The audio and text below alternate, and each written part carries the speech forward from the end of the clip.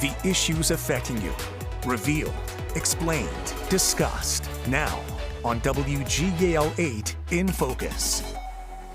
Hello, I'm Susan Shapiro. As the days get shorter and the weather gets colder, many people experience a change in mood and energy. It's known as seasonal depression or seasonal affective disorder, the appropriate acronym SAD. There is science behind it and some strategies that patients can use to deal with it. Tonight, we'll hear from a young woman with SAD and two mental health experts as we put seasonal affective disorder in focus. Joining us now is Dr. Sajib Adhikari. He's a psychiatrist with Penn Medicine. Thank you so much for being here. Thank you for having me on. We hear a lot about the winter blues. How does that differ from depression, or doesn't it? Yeah, so great question. You know, the winter blues, or what we try to commonly call it, is seasonal affective disorder. Very similar to major depressive disorder. It is sort of, a lot of the symptoms overlap in terms of, you know, decreased energy, lack of motivation, hopelessness, maybe some, you know, negative thoughts, and, you know, change in your sleep pattern and appetite. I think where it differs is sort of the biochemistry behind why it can happen. So when we talk about major depression, we talk about a lot of different psychosocial stressors and neurotransmitters that are involved, including norepinephrine, dopamine, and serotonin. When we talk about the winter blues or seasonal affective disorder, or SAD as it's named, we're primarily focusing on just the serotonin part of it. So the lack of light is what causes some of these symptoms? Believe it or not, yeah. So, you know, the light that we get from the sun, a lot of that UV light actually is something that our body uses to release serotonin. So, you know, we found serotonin to be the primary driver for anxiety and depression. So lack of serotonin increases those symptoms. So when in the winter we have those shorter days, we don't get that sunlight to stimulate the serotonin release. Who's most at risk for this? So usually the highest risk is going to be those that are already more isolated. So the elderly population obviously falls in that. I think a trend that we've seen lately is that some of our younger folks, you know, 20s or even teenagers, as they sort of develop into the workforce, they're finding these remote jobs, you know, post-pandemic, they're already isolated more. And so instead of the winter blues for them, they're sort of in a long-term winter blues, right? So even in the spring, they're staying indoors, you know, doing the work from home. They don't get the sunlight that they need. So how would someone know if they have this? What would be some of the symptoms and what they're feeling? Yeah, so I think, you know, first of all, you know, we talk about isolation as the biggest thing that others may notice. So, you know, usually patients or people themselves, they don't notice if they're acting differently, but, you know, their loved ones, their friends, their parents may be like, hey, you know, we're not seeing you as much, you're not calling as much. So isolation is a big factor. If they start noticing that some of their performance is dropping with their relationships or at work or at school, that could be another factor. If they notice a lot of, you know, weight change, whether up or down. And then probably the biggest thing is how motivated they seem. If they just feel like, you know, everything is hopeless or they're not motivated to even get out of bed, those are some of the bigger factors that we would see. Just don't feel like doing anything. They don't want to do anything, yeah. Now, some of us feel that occasionally. Of course we right? do. How common is this? So major depressive disorder, we see about 30% of the population, 20 to 30 population in America. Wow, that's a lot. Huge number, yeah, they're everywhere. Wow. And seasonal affective would probably be about 3% of that. So still a very large number.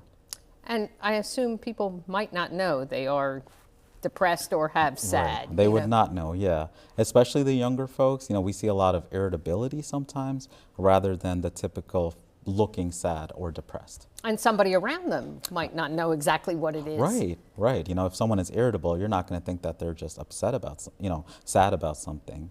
I imagine the worst thing to say to someone is, what's wrong with you, or get over it. Right, right, yeah. You definitely don't want to, you know, call them out like that. Maybe, you know, talk to them, see if they want to open up about what's bothering them.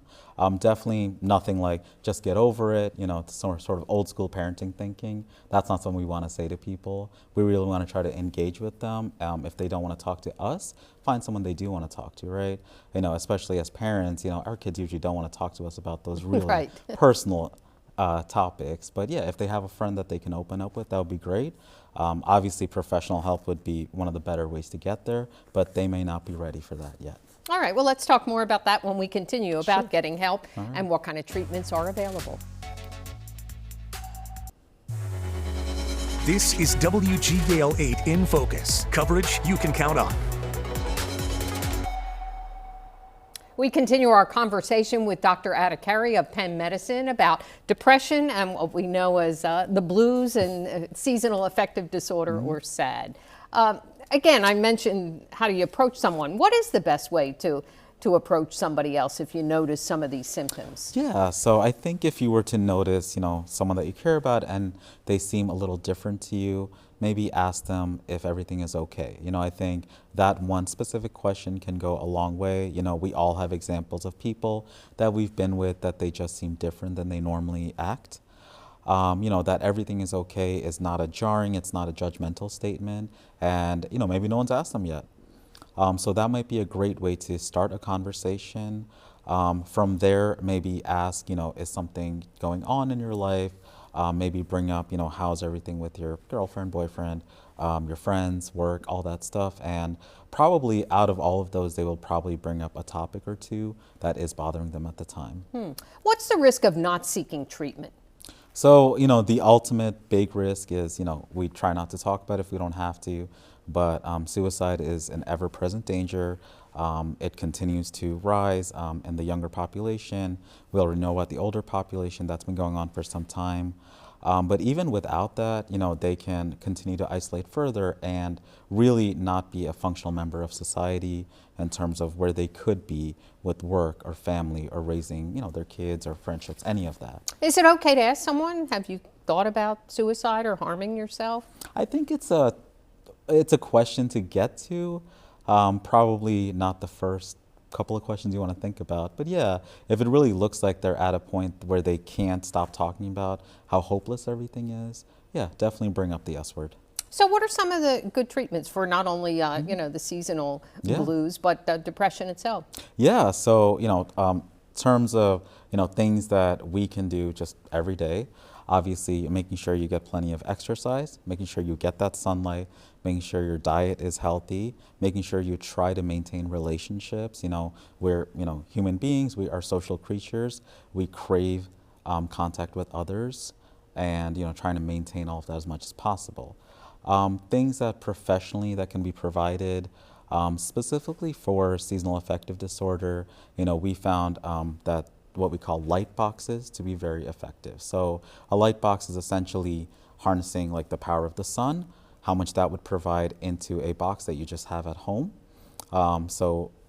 Typically we want to do 10,000 lux, that's the strength or dosage of the light.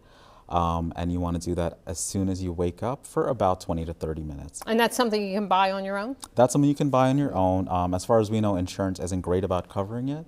It's not super expensive. It's something, we have resources for the ones that we typically like to use, but it is available even on Amazon or Target. So, and what about therapy and any medication? Yeah, so therapy, always a great idea. There's so many different types of therapy out there, whether it's supportive or cognitive behavioral, psychodynamic, any of the therapies are helpful.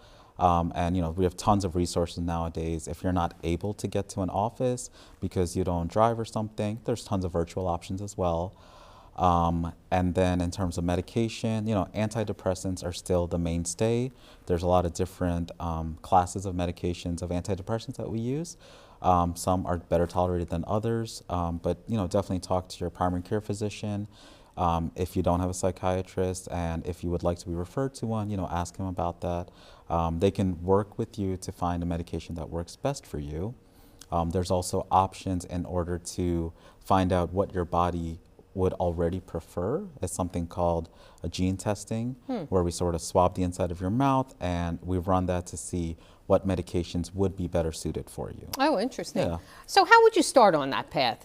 Just going to your primary care physician Yeah. and talking about this? Yeah, I think the best thing is to go to your primary care physician. Oftentimes, they're already asking a couple of depression screening questions, including about suicide. If it looks like you're triggering high on that screening question, your doctor may talk to you about, do you feel like you want therapy, or you want to see a psychiatrist or an antidepressant? Typically, they will start the first antidepressant, see how you respond. If it looks like, with the knowledge that they have, you're still not improving, they may ask you to see a psychiatrist, and they can easily send a referral to them. I guess taking that step is the Step. difficult part for people. It is, yeah. I think, mental health is still, a lot of us have a taboo about mental health still, so it's hard to ask for that help, which is why a lot of the primary care offices put that screening test there. Because people may not come in saying that they're depressed, but if they score on it, then someone is going to ask them without being prompted. So don't be afraid to talk Don't be about afraid it, to talk or be about it. honest about how Absolutely, you're feeling. yeah. Well, thank you so much. We Absolutely. appreciate it. And a lot of Yeah. people out there who may be suffering and appreciate the help. I appreciate it. This is WGAL 8 in Focus, coverage you can count on. Joining us now is Kim McDevitt, the Executive Director of Mental Health America, Lancaster County, which provides advocacy, education, and support. That's correct. Yeah, thank you for having me. Great things. Thanks for being Yeah, here. thank you. Do you see more of this time of year? Obviously, this is the time for seasonal affective disorder. Right. So yes, we've been seeing an influx of calls to our advocates. So they're supporting more individuals this time of year. We've seen an increase to our CMAP program, which is Community Mental Health Assistance Program. 3 free sessions to individuals who might be struggling and just want, to meet with someone. So we are seeing more of it. We do see it more this time of year. It starts late fall typically. Yeah, and what Yeah. are people telling you? What kinds of things are they experiencing? It's funny. I think most people might be struggling during this time of year, but they don't pinpoint it or identify it as, they may call it the winter blues. And really, it's a time of the year when folks are really struggling because, lack of sun, lack of connection with other individuals. So maybe they're not as engaged because they're not out and about as often. So they're struggling with depressive symptoms. It can be really difficult for some people. Oh, it's very difficult. And for some, they've identified the pattern of it, so they identified that it's a seasonal disorder for them, but others don't know what's going on. And so we like to say for those that have identified it, it is to be proactive, right? So put some strategies in place early on, so being proactive starting in fall, to be thinking about this time of the year and what they could be doing differently. When you say strategies, what do you mean? What should you do? So some things are maybe making plans to be more social. That's one thing. Another thing is to make sure that they've identified someone that they could reach out to, so on the regular.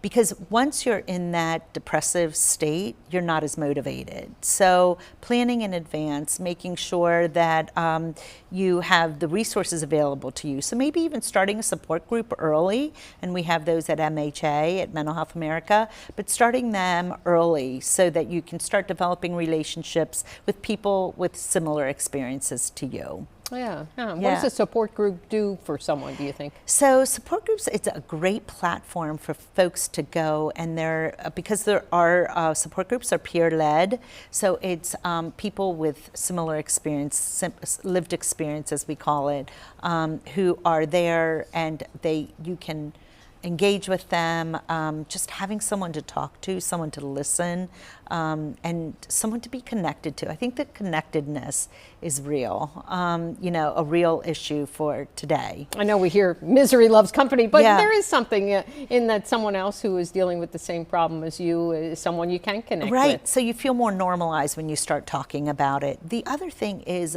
cutting back on your either social media engagement, your phone access, electronics, that type of thing, so that you become more engaged with others.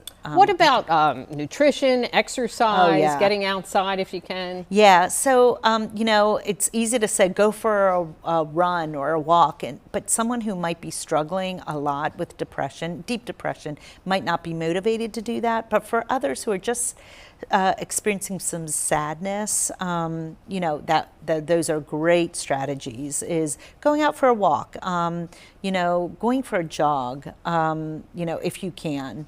But that's not an easy fix. But if you're not in that deep depressive state, that is something you can do. Great. Stay with us. We'll be joined by a young woman who has experienced SAD as we continue WGAL 8 in Focus.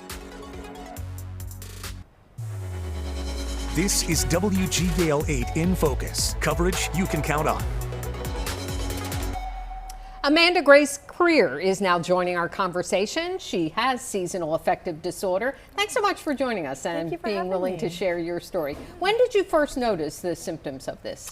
I actually didn't. That it was my college roommate who noticed that I was behaving in ways that were out of my norm, that I was struggling to get out of bed and go to classes, that I wasn't eating very regularly.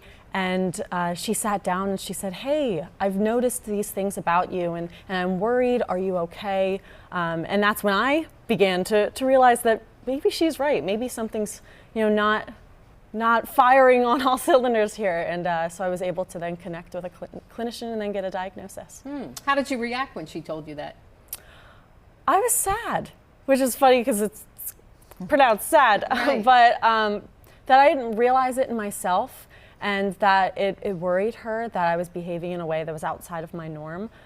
So I guess it kind of made me a little sad to worry her in that way. But Kim, that's interesting that a young woman, a college student, recognized symptoms like that and brought it to someone's attention. Yeah, what's wonderful is that we are educating our younger population, our younger generation, and so we're normalizing mental health, and so now we're able to identify mental health challenges earlier, which is really key to you know, living a very healthy, you know, having a very healthy life. Do you think that was a good approach? Oh, it was a great approach. Yeah. So obviously you felt you trusted your roommate, yes.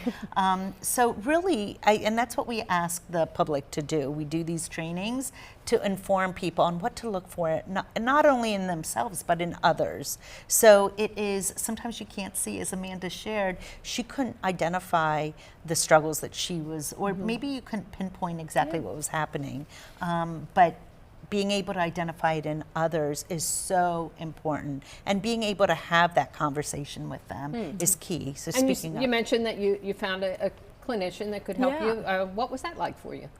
I had a wonderful experience with that. I started with talk therapy, but now I have been able to utilize warm lines in order to help when I'm not feeling my best. I changed my diet a little bit during this time of year to try to increase my vitamin D because, you know, the sun is not as out as we'd like it to be regularly. So little changes here and there have really helped. And how are you feeling as now we're in fall and winter? Some days are better than others. I can say that it's not, unfortunately, it's not like, oh, you got a diagnosis and everything's better. Like some days are harder than others, but I now recognize when I'm not feeling my best and I can take steps in order to prioritize myself and my wellness. Well, that's what Kim mentioned. Be proactive Right. and have a strategy. So on the days that you're not feeling your best, you know, you can reach out to the Worm Line, you can connect with a support group.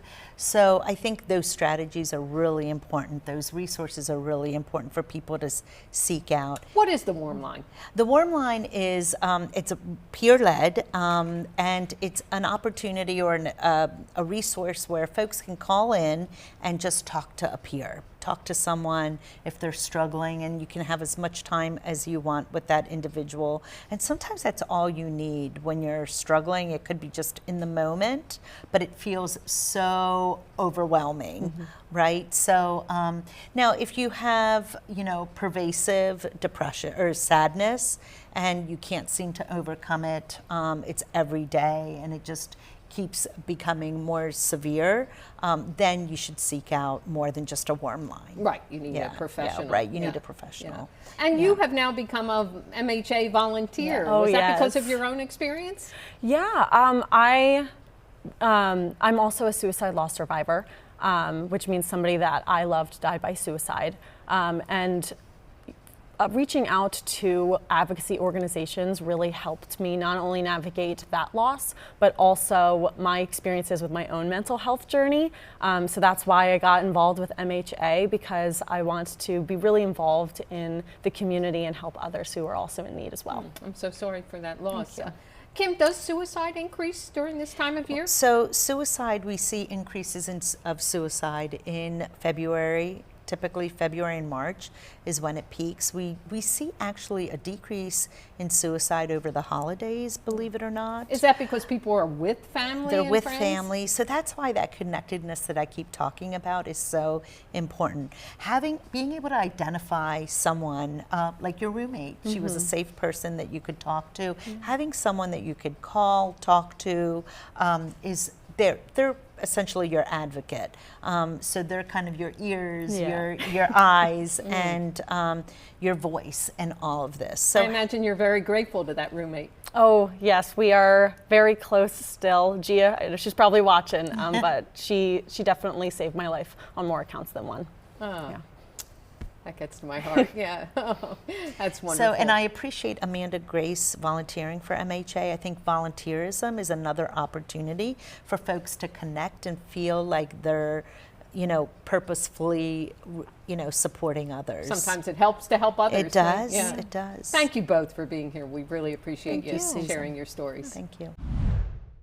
There are resources if you need help. You can call or text 988 for free and confidential support if you're in distress or in need of prevention and crisis resources.